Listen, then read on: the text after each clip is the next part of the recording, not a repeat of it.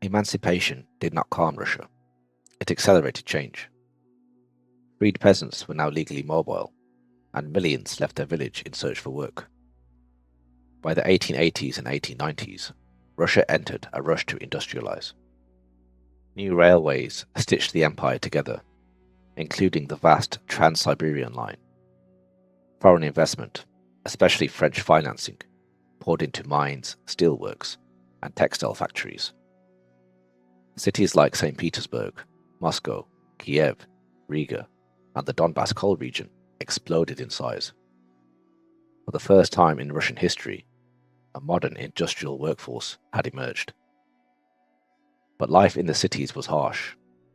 Workers endured 12 to 14-hour shifts, unsafe machinery, overcrowded slums, polluted air, and low, unreliable wages. There were no unions, no labour rights, and no political representation. Resentment began to organise. Meanwhile, the countryside did not improve.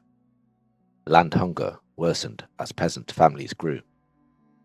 Debt from emancipation repayments continued. Periodic famines struck, most famously in 1891, where severe drought and poor harvests led to a countrywide famine affecting millions of people and resulted in 500,000 deaths. The state did very little to help and kept exporting grain to protect revenue, even though their own people were starving. The famine shattered faith in the autocracy and became fertile ground for revolutionary ideas. By the 1890s, Russia had two frustrated populations: peasants who felt cheated by emancipation, and urban workers radicalized by factory life.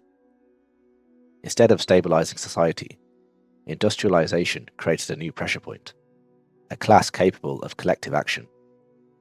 And where people gathered, ideas traveled: socialism, populism, Marxism, and constitutionalism. Underground pamphlets, student circles, and exiled intellectuals began questioning whether an absolute monarchy could survive a modern age. The Romanovs were building a stronger economy, but they were also building the social forces that would eventually challenge them.